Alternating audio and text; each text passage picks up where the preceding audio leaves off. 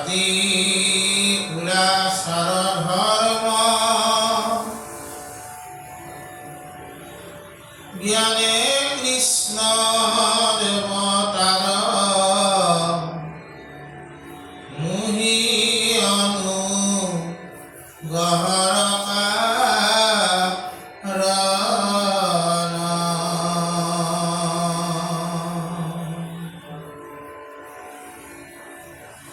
কিন্তু ভক্তি ভাবে আতি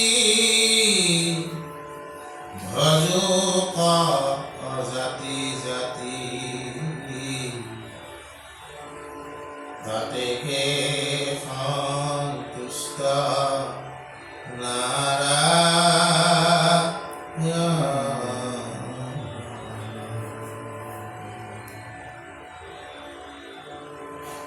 কৈর কামা তুরনারী দুষ্ট মহাবেভিচারী কামভাবে ভজিয়া কৃষ্ণ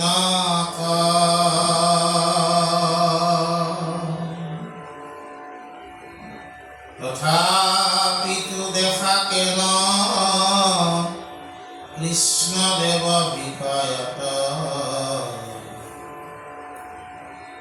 মাইল মহা আরুর ভাব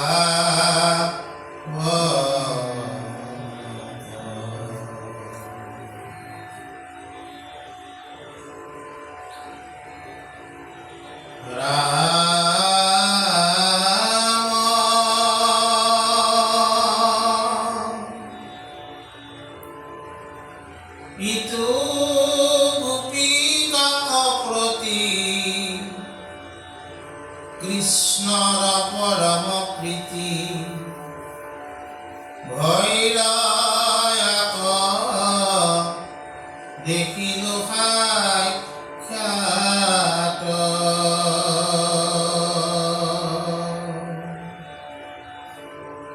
এতেকে জানিলো মহা অজ্ঞ সবু পাৱে গতি ইটো কৃষ্ণ দেৱৰসে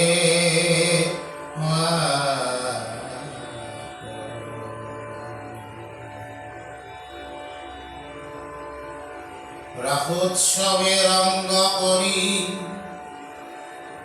গোপীৰ কণ্ঠত ধৰি মহাবাহু মেলিয়া লিংগন্ত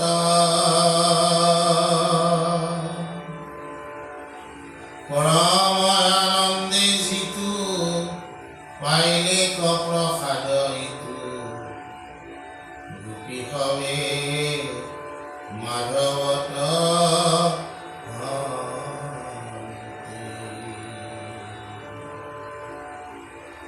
আজি আমাৰ এই ৰত্নাৱলী ঘোষাত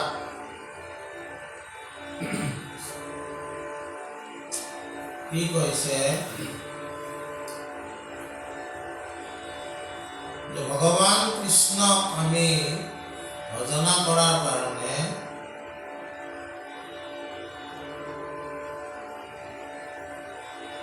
কোনো সামৰ্থ্যৰ প্ৰয়োজন নাই, কোনো ডিগ্ৰীৰ প্ৰয়োজন নাই, কোনো উপাধিৰ প্ৰয়োজন নাই।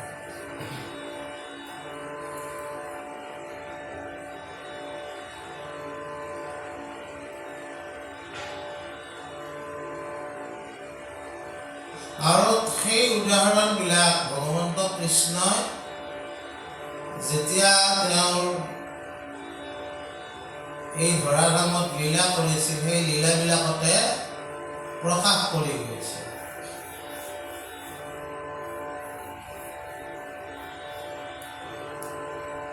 ভগৱন্ত কৃষ্ণক পুৰুষোত্তম বুলি কোৱা হয়, পুৰুষোত্তম। ৰামকো কোৱা হয়। ৰাম হ'ল মৰ্যাদা পুৰুষোত্তম,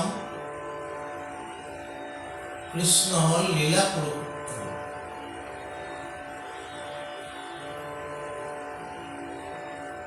কৃষ্ণৰ এই লীলাবিলাকক আমি আমাৰ গুৰুসকলে ভাগ কৰি দেখুৱাইছে। শিশুলীলা, বৃন্দাবনৰ লীলা, দ্বাৰকা লীলা, ব্ৰজলীলা,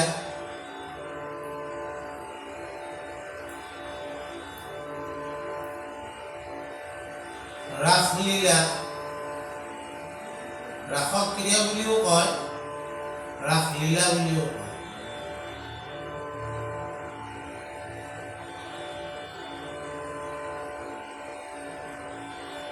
আৰু এই লীলাবিলাকত যদি আমি ভগৱন্ত কৃষ্ণ দেখোঁ,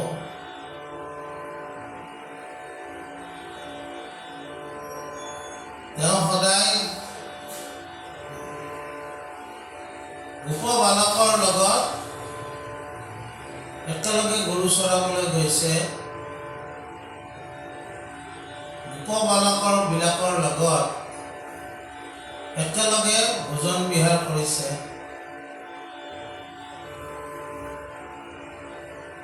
তাতে কোনো কুল, জাতি, বৰ্ণ এইবিলাক চোৱা হোৱা নাই।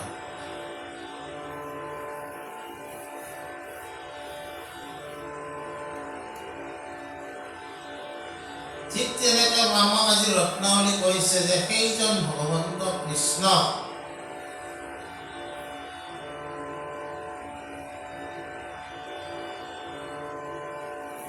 ভজনা কৰাৰ কাৰণে আমি কোনো বিশেষ হ'ব নালাগে।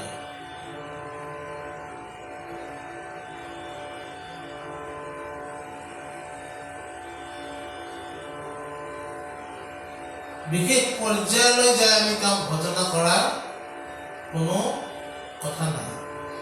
কেৱল কৃষ্ণৰ প্ৰতি আনুগত্য স্বীকাৰ কৰি তেওঁক প্ৰেম ভক্তিৰে কৃষ্ণৰ ওচৰত চাপিব পাৰে।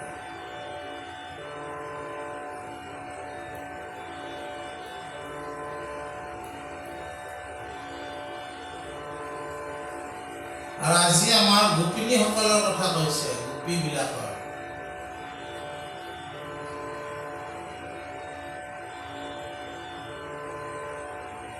গোপিনী ৰাধা না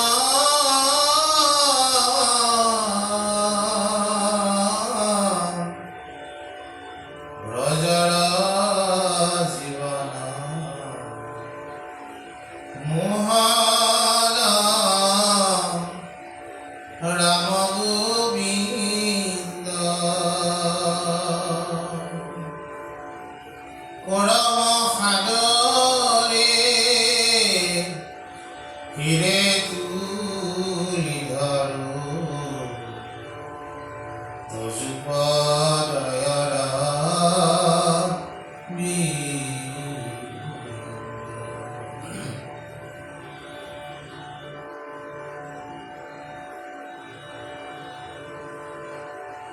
আৰু মাধৱদেৱে নামঘোষাত আৰু ধুনীয়াকৈ গাইছে কি নহো জানাই আমি চাৰি জাতি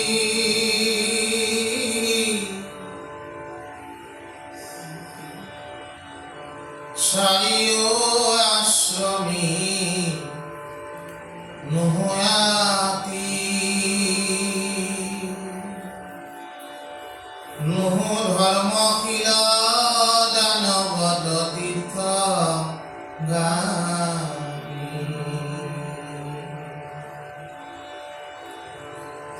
কিন্তু পূৰ্ণানন্দ সমুদ্ৰৰ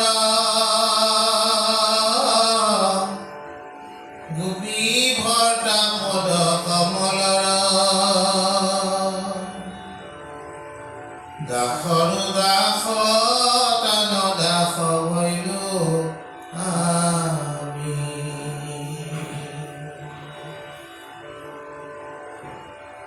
নামঘোষাত এই ঘোষাটোৱে কি কৈছে যে আমি বৰ্ণাশ্ৰম আমাৰ নাই।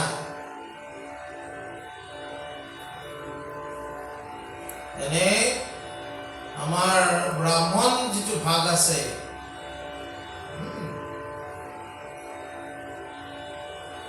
ব্ৰাহ্মণ ভাগত বৰ্ণাশ্ৰমটো মানিবই লাগিব। বৰ্ণ মানে ব্ৰাহ্মণ, ক্ষত্ৰিয়, বৈশ্য, শূদ্ৰ, চাৰি বৰ্ণ। আৰু তাৰে তলত থকাটো অন্তৰ্য বৰ্ণৰ ভিতৰত নধৰে।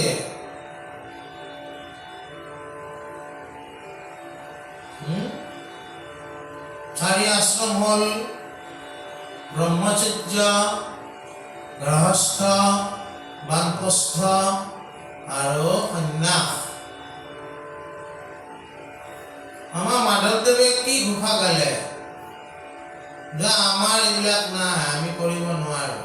আমি চাৰি জাতিত বিভক্তও নহয়, আমাৰ চাৰি আশ্ৰমৰ ব্যৱস্থাও নাই। কি আছে তেনেহ'লে?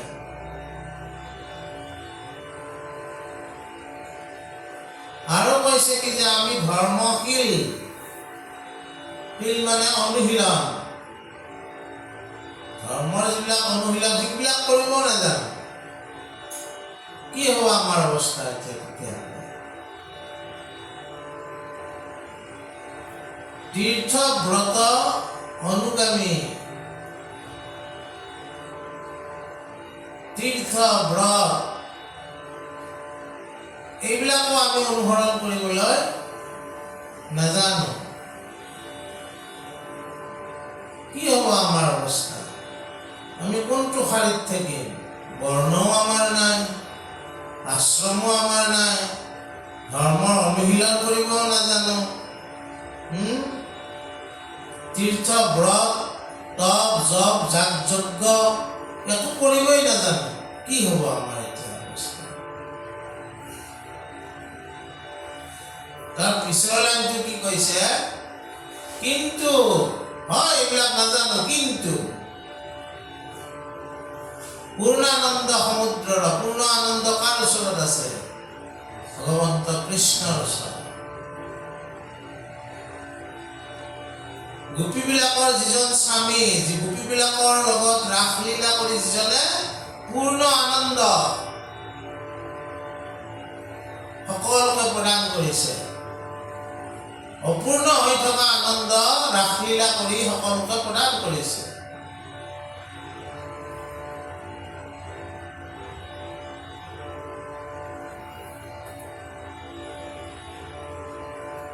আমাৰ সাধাৰণতে কি ভাল বোৱাৰী, কুলীন বোৱাৰী বুলি কাক কওঁ আমি? যিয়ে এজন স্বামীকে ভজনা কৰে।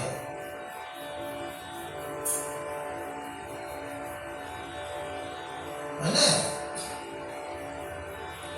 কিন্তু ৰাসৰ সময়ততো এই গোপবিলাকক এৰি তেওঁলোকে কৃষ্ণক ভজনা কৰিছে। উপপতি সমে গৰিহিত কৰ্ম, উপপতি সমে ক্ৰিয়া গৰিহিত কৰ্ম।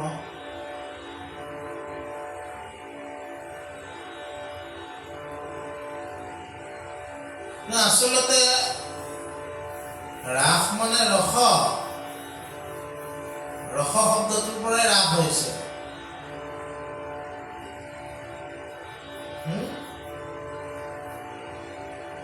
গোপীবিলাক যে কৃষ্ণৰ লগত ৰাস কৰিলে, এইটো বহুত মানে বহুত এটা ৰাস পঞ্চাধ্যায়ী বুলি ভাগৱতত আছে। সেই সম্পৰ্কে আমি ইয়াত বহুত আলোচনা নকৰোঁ। যেতিয়া আমি কেতিয়াবা যদি ঈশ্বৰে ভাগৱত আমাক পঢ়িবলৈ সুবিধা দিয়ে, তেতিয়া আমি অলপ চেষ্টা কৰোঁ। আমিও ইমান নাজানো, জানা? ঈশ্বৰে জনাই দিব লাগিব, তেতিয়াহে কিবা পোৱা যাব।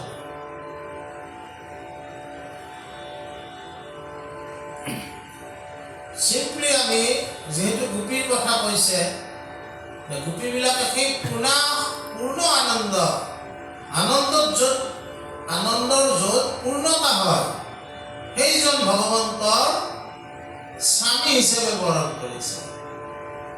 আমাৰ আৰু বেলেগ স্বামী নাই।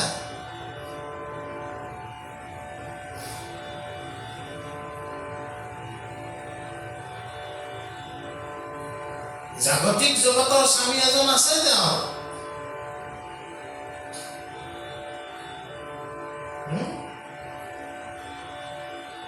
কিন্তু সেই স্বামীজনৰ লগত পূৰ্ণ আনন্দৰ যিটো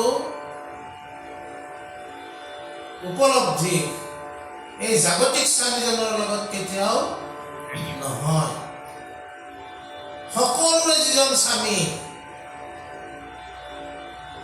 চৰাচৰ জগতৰ যিজন স্বামী, সেই স্বামীজনৰ লগত ৰাস ক্ৰিয়া কৰিলেহে আমি পূৰ্ণ আনন্দ পাম। আৰু সেই পূৰ্ণ আনন্দ বিচাৰি আচলতে যমুনাৰ বালিত শৰৎ কালত ভগৱন্তৰ লগত গোপীবিলাকে কি কৰিছিল? ৰাস ক্ৰিয়া কৰিছিল।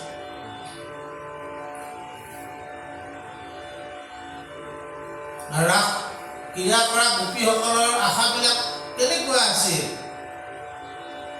তেওঁলোকৰ আশাটো সেই সময়ত নাছিল নহয়। সত্য যুগত যিবিলাক ঋষিয়ে ভগৱানক এই পূৰ্ণ আনন্দ পৰা বঞ্চিত হৈ থাকিল, তেওঁলোকে আশা কৰিলে ভগৱন্ত এতিয়া আমি এই পূৰ্ণ আনন্দ কেতিয়া পাম? যে দাপৰত মই ৰাস ক্ৰিয়া কৰি তেতিয়া তোমালোক গোপী হৈ জন্ম ল'বা আৰু মোৰ লগত নাচি বাগি এই পূৰ্ণ আনন্দৰ সোৱাদ ল'বা।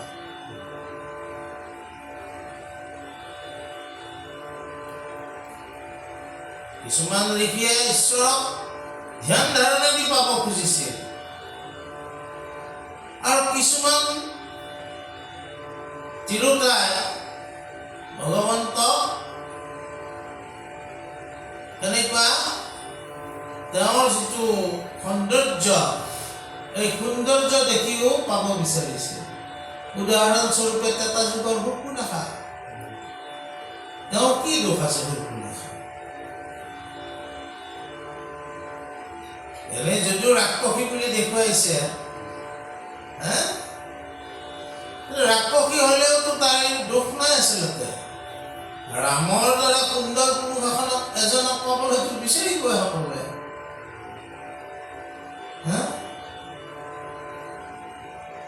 আমাৰ চকুজুৰিও ৰাস্তাই পথে ঘূৰি থাকোঁতে এই সৌন্দৰ্য আমি চাওঁ নে নাচাওঁ? আমিও চাওঁ। লাজে ভয়ে ক'ব নোৱাৰোঁ। সামাজিকভাৱে আমি স্খলিত হওঁ বুলি লাজে ভয়ে ক'ব নোৱাৰোঁ, কিন্তু চকুজুৰি চোৱা যায়।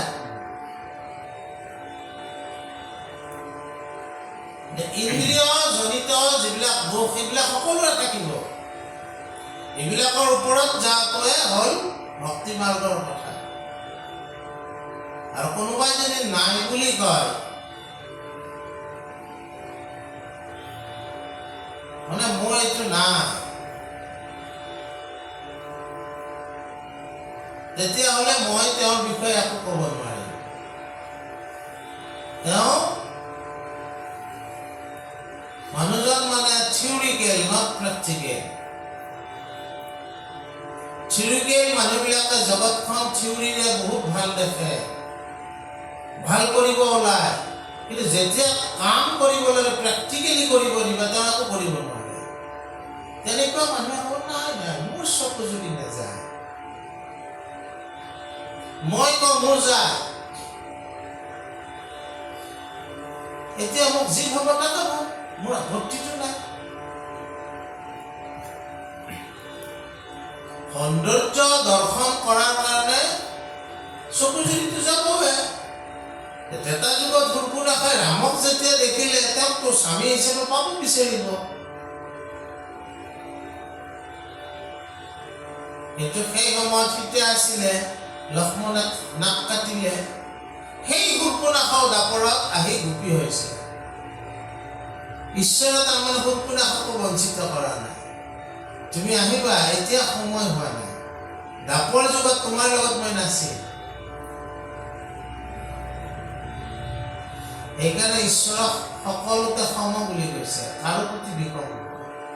কিন্তু সময় স্থান এইটো থাকিব লাগিব। সকলো গোপীয়ে কৃষ্ণৰ লগত পূৰ্ণ আনন্দৰ উপলব্ধি কৰিবলৈ যমুনাৰ বাৰীত শৰতকালৰ ৰাত্ৰি অতি বিতুপন ৰাস ক্ৰীড়া কৰিতে কৃষ্ণৰ ভৈলা মন। এইটো খুব ভূপেন হাজৰিকাৰ মানে ক'ৰবাত চিনেমা এখনতো দিছিলে, খুব ভাল লাগে। তেওঁতো লিজেণ্ড আৰ্টিষ্ট আছিলে, তেওঁ গোটেই লোকেল যিবিলাক ফক সংগীত আছে সেইবিলাকৰ পৰাই তেওঁ চব এলিমেণ্টছ গ্ৰহণ কৰি মানে চিনেমাত ব্যৱহাৰ কৰিছে, বুজে নাই? তেওঁ এইটো গীত গাইছিলে। শৰত কালৰ ৰাত্ৰি অতি বিতুপন ৰাস ক্ৰীড়া কৰিতে কৃষ্ণৰ ভৈলা মন। ৰাস ক্ৰিয়া কৰিলে, বুজে নাই? এই ৰাস ক্ৰিয়া সুকেও তাৰমানে সন্দেহ কৰিছিলে, তাকো পৰীক্ষিতে সন্দেহ কৰিছিলে। সুকক সুধিছিলে যে এই ভগৱন্ত পুৰুষে এই গৰিহীত কৰ্মবিলাক কিয় কৰিছে, পৰৰ স্ত্ৰীৰ লগত কিয় নাচিছে?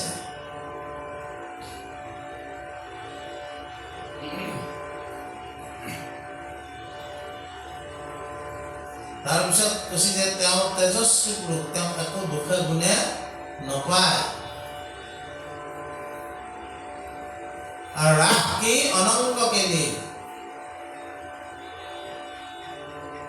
অনংগ ৰাস এটা মানসিক ক্ৰিয়া, ৰাস শাৰীৰিক নহয়।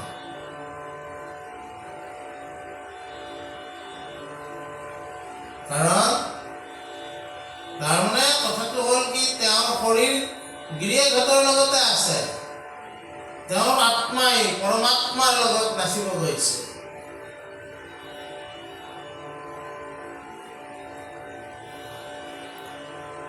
আত্মাই পৰমাত্মাৰ লগত নাচিব গৈছে। পৰমাত্মাৰ লগত নাচিলে আত্মাই কি ক'ব? পূৰ্ণানন্দ, পূৰ্ণ আনন্দৰ উপলব্ধি কৰাৰ কাৰণে গৈছে।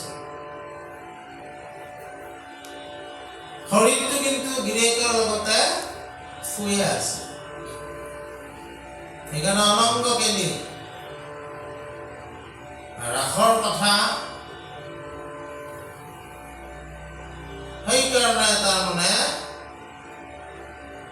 শংকৰদেৱে সাৱধান কৰি দিছে আমাক, শুনি ওখ বুধজন জনম সাফলি।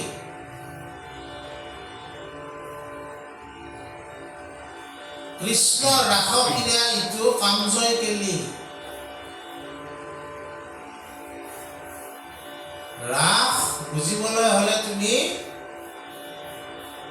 কিছু জ্ঞান অৰ্জন কৰিব লাগিব।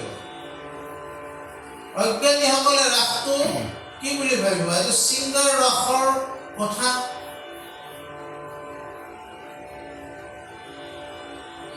বুজা নাই? তেনেকে কৃষ্ণ এইবিলাক কি কাম কৰিছিলে?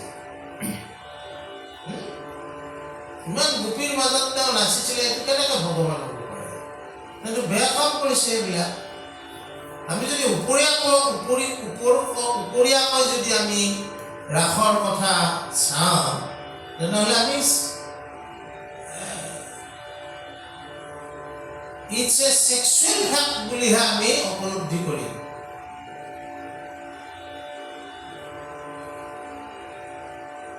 That is not true.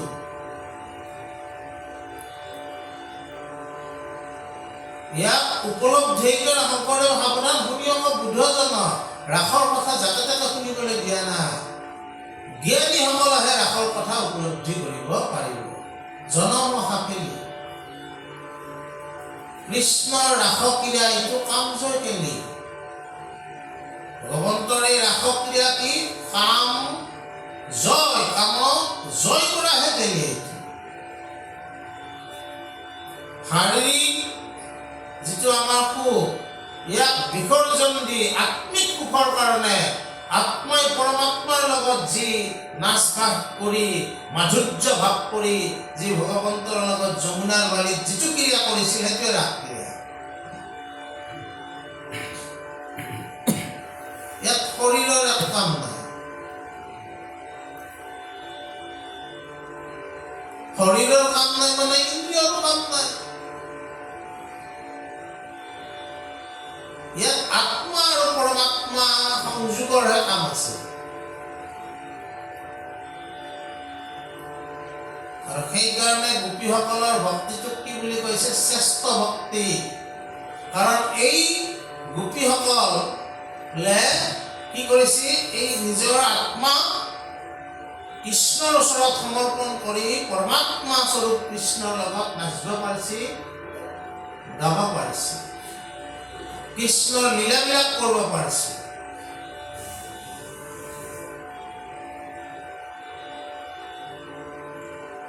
আমি কিয় নোৱাৰো? আমি সদায় শাৰীৰিক সুখটো, শাৰীৰিক ইন্দ্ৰিয় সুখটোকে আমি সদায় গুৰুত্ব দিওঁ বেছি। আত্মিক সুখক আমি বেছি গুৰুত্ব নিদিওঁ।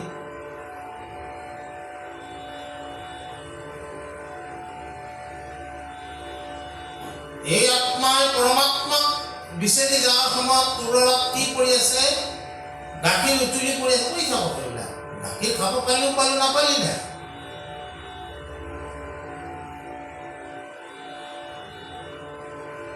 কিছুমান দৃশ্য তেনেকৈ দেখাইছে।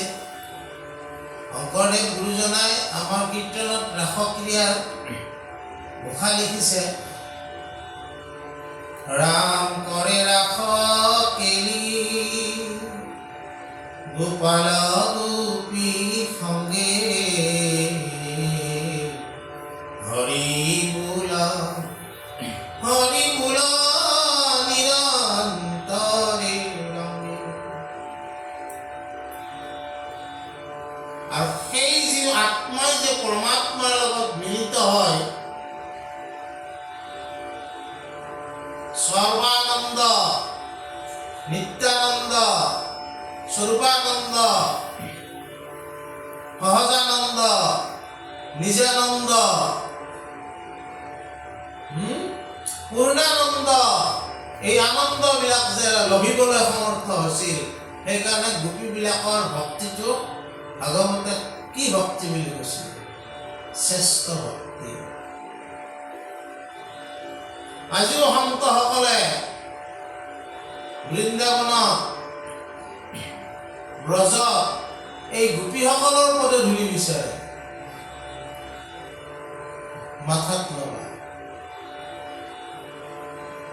সেই ঠাইত ঋষিবিলাকে কি কৰিছে যে একদম তৃণ হৈ হলেও মোক জন্ম দিয়া তাতে, যাতে ভগৱন্ত আৰু গোপীসকলৰ পদধূলি মই পাব পাৰো। আজি আমাৰ ইয়াত আমি কিয় কৈ আছো এইবিলাক কথা? ইয়াত কোৱাৰ অৰ্থটোৱে হ'ল, নলাগে ভক্তিত দেৱ দ্বিজ ঋষি হইবে, নলাগে সমৃদ্ধ শাস্ত্ৰ বিস্তৰ জানিবে। ভগৱন্তক ভক্তি কৰাৰ কাৰণে একো ডিগ্ৰীৰ প্ৰয়োজন নাই। কোন জাতিত জন্ম হৈছিল মোৰ সেইবিলাকৰ কোনো পৰিচয়ৰ তাত প্ৰয়োজন নাই। ক'ত জন্ম হৈছিল মোৰ সেই ঠাইৰ কোনো পৰিচয়ৰ দৰকাৰ নাই। যদি এই গোপীবিলাকে, সামান্য গোপীবিলাকে যদি কৃষ্ণক, তেওঁলোকৰ কি ডিগ্ৰী আছে? কোন জাতিৰ গোপী আছে নেকি তাতে? একো নাই এইবিলাক। বহুতে তেওঁলোকক বেবিচাৰী বুলিহে ক'ব খুজিছিল।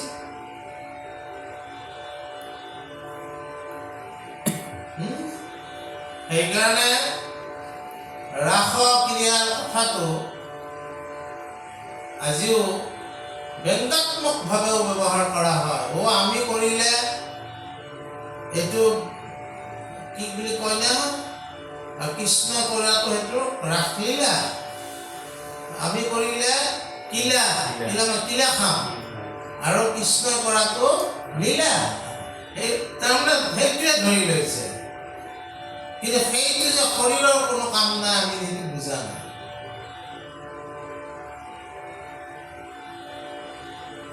বুজা নাই? আৰু সেইকাৰণে কৈছে যে ভগৱন্তক ভজনা কৰাৰ কাৰণে, কৃষ্ণ ভগৱন্তক ভজনাৰ কাৰণে সপ্ৰেম ভক্তি থাকিলে হ'ব, বাকী একো প্ৰয়োজন নাই। আমি ইমানখিনি কথা আচলতে সেই কথাখিনিৰ কাৰণে কৈছোঁ, বুজা নাই? তাৰপিছত কি আছে? হে ৰাম সাধু, হে ৰাম হৃদয়তে থাকি নিত্য, লক্ষ্মীতা কনতু পান্ত, আনদেৱৰ মণিকৰ বথা, নতু পাৱে দেখি বাহা, ইটো মহাপ্ৰসাদক, আৰ আন স্থিৰ শুন কথা।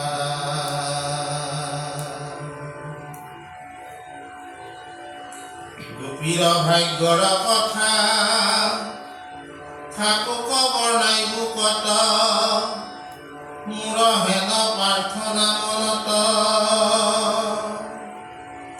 তাসম্বাৰ প্ৰদৰিণু যিটো তৃণ বনে পৰে ইটো বৃন্দাবনৰ মাজত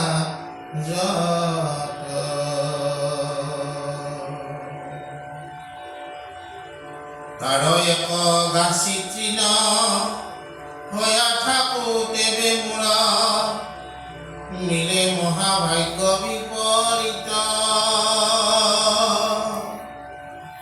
ইটো গোপীসকলৰ পৰম পবিত্ৰতৰ চৰণৰে নুক পাইব নিত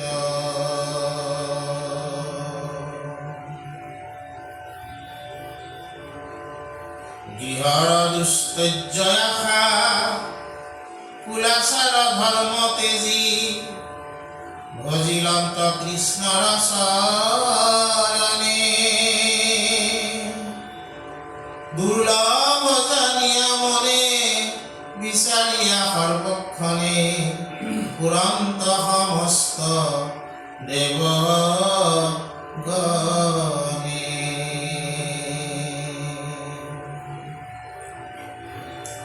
উত্তম ক্ষত্ৰিয় জাতি উদ্ধৱে প্ৰাৰ্থিলা আতি যিটো স্থিৰ চৰণৰ ধূলি এতে কৃষ্ণ যত পাইবাৰ উপায় যদি দোষীও গুণে শেষ মূলি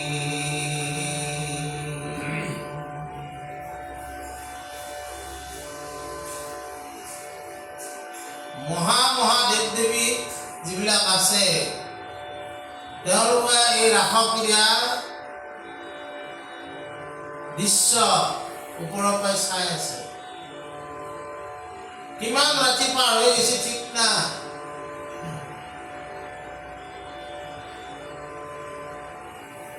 কিন্তু এই পূৰ্ণানন্দ হৰিয়ে কৰুণা সিন্ধু জীবন বন্ধু গতি মতি তুমি নাৰায়ণ তোয়া গুণ নাম ভকত মহাধৰ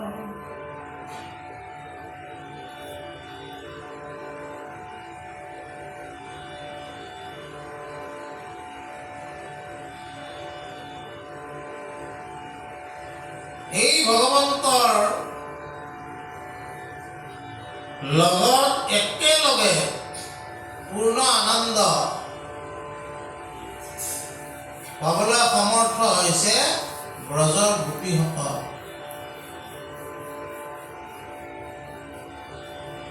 লক্ষ্মীও আনকি সেই আনন্দ পাবলৈ সমৰ্থ নহয় পৰম ঐশ্বৰ্যৰ গৰাকী লক্ষ্মী দেৱী সদায় ঈশ্বৰৰ চৰণ বন্দনা কৰি থাকে কিন্তু ব্ৰজৰ গোপীসকলক সেই আনন্দ দিলে লক্ষ্মীও সেই আনন্দ পাবলৈ সমৰ্থ নহল এতিয়া গোপীৰ ভাগ্য কিমান গোপীসকলৰ ভাগ্যৰ তুলনা কাৰো লগত নহয় আমাৰ এইফালে অলপ কম আছে বৃন্দাবনৰ ফালে ল'ৰা মানুহবিলাকো গোপী হয় কেতিয়াবা দেখিলে গম পাবি এইবিলাক পৰম্পৰাই আছে তেওঁ গোপী হৈ নাচে কৃষ্ণৰ লগত কিয় নাচে এনে আমি পুৰুষ মানুহ আৰু মাইকী পুৰুষ আৰু মানে আমাৰ জেণ্ডাৰটো জেণ্ডাৰ হিচাপে যদি চাওঁ আমি পুলিংগ আমাৰ বিপৰীতটো হ'ল কি স্ত্ৰীলিংগ কিন্তু আচলতে আমি প্ৰকৃতিতহে জন্ম পাইছোঁ প্ৰকৃতিৰ ভিতৰতহে আমি গতিকে আমি আচলতে আমাৰ পুৰুষজন মাত্ৰ সকলোৰে পুৰুষজন সেই ভগৱন্ত পুৰাণ পুৰুষ তুমি সনাতন হৰি যদুকুলে অপতৰি আছা ছদ্ম ধৰি হে এইবিলাক চিয়া নাম পুৰাণ পুৰুষ সেইজনে বাকী আমি সকলো প্ৰকৃতি সেইকাৰণে আমাৰ উদাসীন কৈবল্য ধৰ্ম যিবিলাকে গ্ৰহণ কৰিছে তেওঁলোকে চুলি ৰাখে এইবিলাকত দাড়ি চাৰি নাৰাখে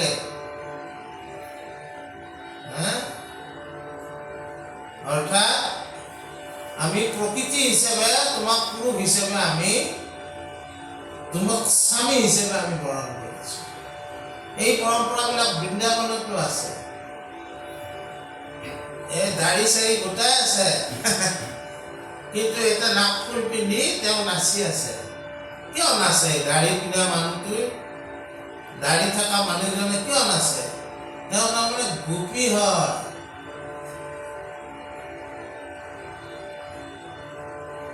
বুজা নাই এই গোপীবিলাকৰ ভাগ্যৰ লগত কাৰো ভাগ্যৰ তুলনা নহয়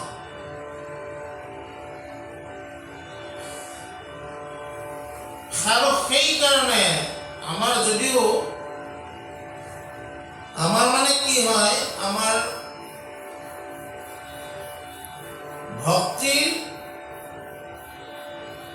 81 বিধ ভক্তি আছে তাৰে প্ৰধানকৈ 9 বিধ আছে তাৰে আকৌ 2 বিধ শ্ৰেষ্ঠ ভক্তি আছে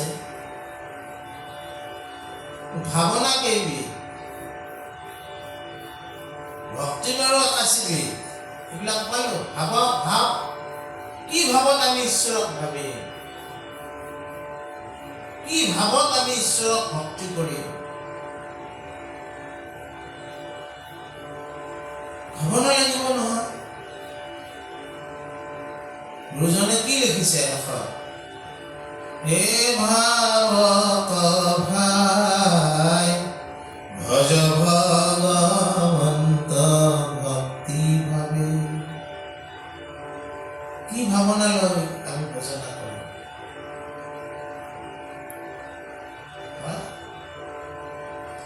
এই ভাৱনা 5টা ভাৱনা ভাগ কৰা হৈছে প্ৰথম ভাৱটোৰ কোৱা হৈছে শান্ত ভাৱ শান্ত ভাৱ কাক কয় যে ঈশ্বৰ অলৌকিক তেওঁ লৌকিক নহয় আমাতকৈ তেওঁ বেলেগ আমিবিলাক লৌকিক ভগৱান ব্ৰহ্ম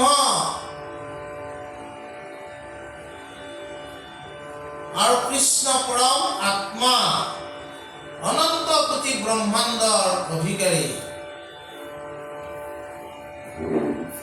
এইবিলাক ভাৱ লৈ কিছুমান ভকতে ভগৱন্তক ভজনা কৰে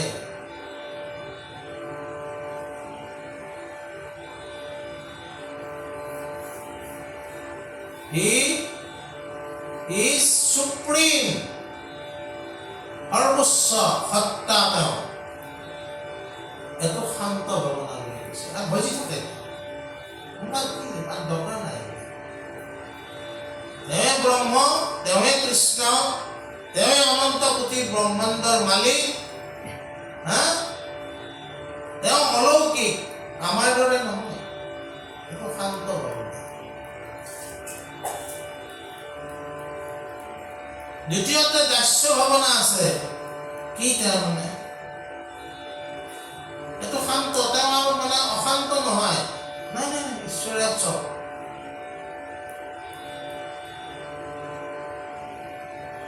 আৰু তেওঁ বেছিকে সেই শান্ত ভাৱনাৰ মানুহবিলাকে দৰ্শনৰ যিটো নিয়তিবাদ ইংৰাজীত কৈছে ডিটাৰমিনেশ্যন বুজি পাইছা তহঁতেতো অকণমান ডেকা ল'ৰা মানুহে আৰু ইংৰাজীত দুই এটা শব্দ নকলে বুজি নাপাবি মানে নিয়তিবাদ বুলি ক'লে বিচাৰি মৰিব লাগিব কি এইটো আহিলে ডিটাৰমিনেশ্যন মানে বুজি পাইছা নহয়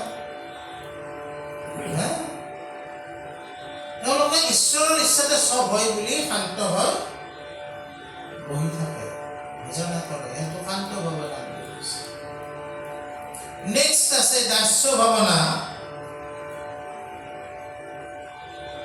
ঈশ্বৰ আমাৰ মালিক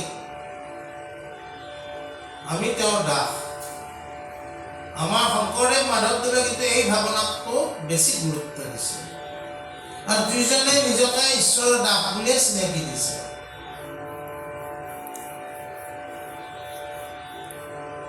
কৃষ্ণৰ কিংকৰে কহে শংকৰে সম্প্ৰতি হয়নে কৃষ্ণ কিংকৰ মাধৱ দাস আৰু সেইকাৰণে বৰপেটাৰ চব মানুহে দাস লিখে কলিতে মানুহেও দাস লিখে কেওট মানুহেও দাস লিখে দাস চবে লিখে কাৰণ গুৰুজনে নিজে লিখি থৈ গৈছিল দাস সেইটো উপাধি সকলোৱে লৈছে আমিও দাস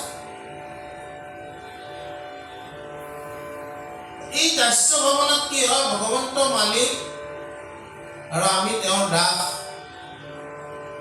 ইয়াত তাৰমানে মৰ্যাদাক গুৰুত্ব দিয়া হয় ভগৱন্ত যি আমি তেওঁৰ হৈ কৰোঁ মৰ্যাদা সহকাৰে যাতে আমি কৰিব পাৰোঁ নহ'লে মালিকে বেয়া পাব নহয়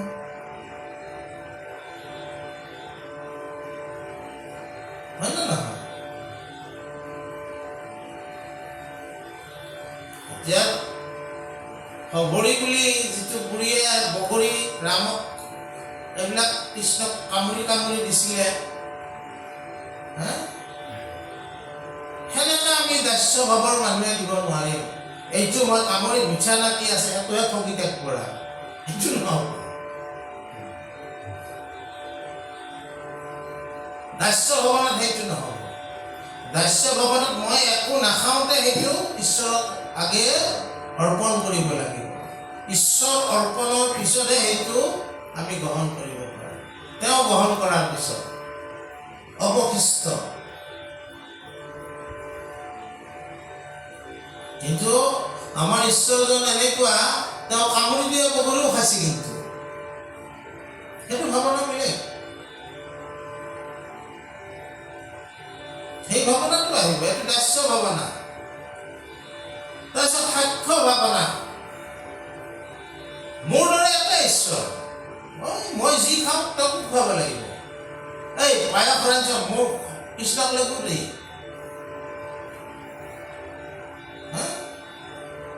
এইটো চোলা মই কৃষ্ণক লাগো ল'ব লাগিব সেইটো সাক্ষ্য ভাৱনা সখী মই যি কৰিছোঁ তেওঁ কৰিব লাগিব তাৰপিছত আছে কি বাৎসল্য ভাৱনা বাৎসল্য মানে কি সৰু ল'ৰা ছোৱালী যিটো ভাৱনা তেওঁলোকৰ ৰং বিয়া খেলা আমিও খেলিছিলি না মাষ্টৰ হৈ পাইছে নাই আগতে সৰুতে ইচাৰি দিয়া লয় মাষ্টৰ হওক বাকীকেইটাক মানে কোবাওঁ আৰু কেতিয়াবা আমি ৰং বিয়াত কি হওঁ দেউতাক মাকো হৈছিলোঁ তহঁতে পাইছে মানে আমি নাজানো আমি পাইছোঁ তাৰে মাজত এটা ল'ৰাক সোমাই লৈ পেলাই সেইটো ল'ৰা ছোৱালী সন্তান সেইটো এইবিলাক আমি খেলি পাইছিলোঁ তাকে কয় ৰং বিয়া বুলি কৈছিল আমাৰ শুৱালকুছিত বাহিৰত কি কয় নাজানো হয়নে সৰু ল'ৰা ছোৱালীবিলাক পুতলাটোকে তেওঁ কোলাত লৈ ঘূৰি ফুৰাই মাজে মাজে এই যে গাখীৰ খাবলৈ দিয়ে সেই গাখীৰো অলপ খুৱাই দিয়ে নাখালি কোবায়ো গাখীৰ খা মাকে যিটো তেওঁৰ লগত কৰে সেইটো পুতলাটোৰ লগত তেওঁ কৰে এইটো বাৎসল্য ভাৱনা ভগৱানকো কিন্তু সেনেকৈ বুজাই দিছোঁ কাৰণ তেতিয়া বাৎসল্য ভাৱনাত তাৰমানে ভগৱন্ত শিশু তেওঁলোক মাতৃ পিতৃ ধুৱে চুৱে কেতিয়াবা কিবি দৃশ্য আমি এইবিলাক মোবাইলত পাই যাওঁ। সৰু ল'ৰা ছোৱালী একেবাৰে কণী দি চুচাই দিব ভগৱন্ত যত্ন লয় ঈশ্বৰৰ। ঈশ্বৰ নিজৰ সন্তানৰ দৰে যত্ন লয়, এইটো বাৎসল্য ভাৱ।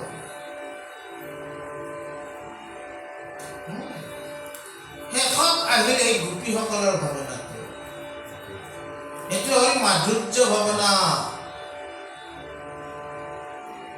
এইটো ব্ৰজ বৃন্দাবনত এই ভাৱনাৰে ঈশ্বৰক ভক্তি কৰা হয়, সেইকাৰণে নাচিয়ে থাকে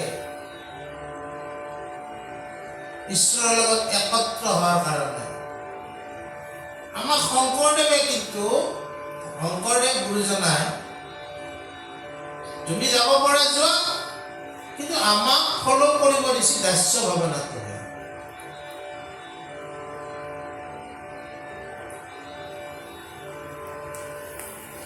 মাধুৰ্য ভাৱনাৰ সামাজিকৰণ হ'ব নোৱাৰে। যিটো ভাৱনাত সন্নিৱিষ্ট লক্ষ্মীয়ে হ'ব নোৱাৰিলে, সেই ভাৱনাত আমি আমাৰ দৰে মানুহে হ'ব পৰাটো কিমান, মই নহয় বুলি অসম্ভৱ বুলি নকওঁ, কাৰণ সেই ভাৱনাৰ মানুহ আছে, সম্ভাৱনাটো কম থাকে।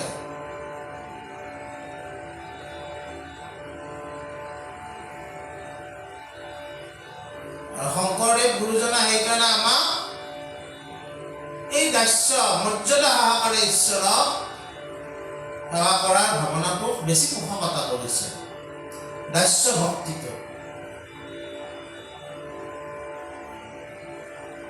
কিন্তু এই মাধুৰ্য ভক্তিটো কিন্তু একদম শিখৰৰ ভক্তি, এইটোক কিন্তু অস্বীকাৰ শংকৰদেৱো কৰা নাই। গোপীসকলৰ ভক্তিটো শ্ৰেষ্ঠ ভক্তি বুলি গণ্য কৰিছে। গোপীসকলে কোনটো ভক্তি কৰিছে, কোনটো ভাৱেদি কৰিছে? মাধুৰ্য ভাৱনা, এইটো অস্বীকাৰ কৰা নাই। গতিকে এই মাধুৰ্য ভাৱনাৰে গোপীসকলে নিজৰ আত্মাক পৰমাত্মাৰ লগত যিটো ৰমণ কৰিবলৈ সমৰ্থ হৈছে, সেইকাৰণে বন্দন ভক্তিৰ নায়ক অক্ৰূৰে গোপীসকলৰ পৰা ধূলি পাবাক লাগি তেওঁ সদায় প্ৰাৰ্থনা কৰিছে।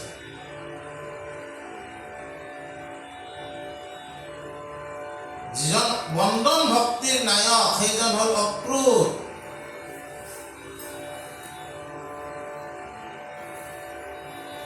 আমাৰ শুৱালকুছিত এটা গীত গাওঁ নহয়, বহুতে নাজানে, নাচে অক্ৰূৰ খুৰাই পাঞ্চনি পায়। আমাৰ বহুতে নাচে কুৰ কুৰ খুৰে এনেকৈ গায়, মানে সেইটো যে অক্ৰূৰ সেইটো মানে চখতে গায় আৰু আচলতে নাচে অক্ৰূৰ খুৰাই, কিন্তু আমাৰ কুৰকুৰ খুৰাও হৈ যায় কেতিয়াবা। শুনি শুনি গাইছো, ভাল পাই গাইছো, এইবিলাক শব্দত ইমান গুৰুত্ব নাই আৰু গাব লাগে আৰু। এই অক্ৰূৰে ব্ৰজৰ গোপীসকলৰ পদৰেণু মাথাত লোৱাৰ কাৰণে তেওঁ নিজকে যদি ল'ব পাৰোঁ মই ধন্য হ'ম বুলি কৈছিল। তেওঁৱে কোৱা নাই, আৰু শুনি গৈছিল। পাইলো পাইলো ৰাম হৰিপদ পংকজৰ ধূলি, ব্ৰহ্মা হৰে কিৰে ধৰে শুদ্ধ হওঁ বুলি। য'ত আত্মা আৰু পৰমাত্মাৰ মিলন হৈছে, সেই ঠাইৰ ধূলি মই কিৰে তুলি লওঁ।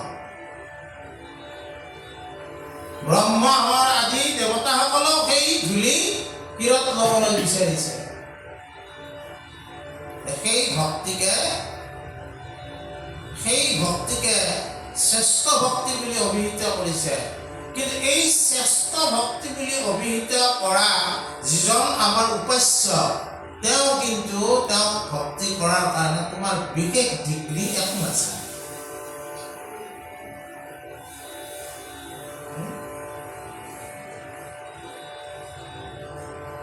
তুমি কেৱল সপ্ৰেম ভক্তি তেওঁক কৰিব লাগে। এইখিনি কথাই আজি আমি আলোচনা কৰিলোঁ। অহাকালি আমি কৰিম। তাৰপিছত কেইদিনমান আমি বন্ধ ৰাখিম, বিহু আহিব নহয়, হয়নে? ঠিক আছে। ভাষ্য ভক্তি মাধুৰ্য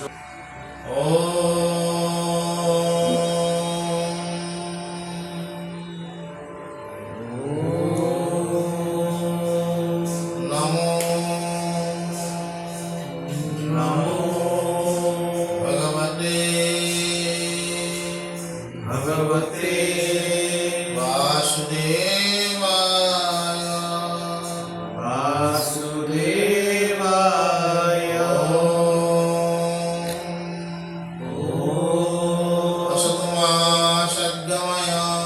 असतमा सद्गमय तमसमा ज्योतिर्गमय मृत्युर्मा अमृतं गमय शांति शांति शांति शांति शांति शांति।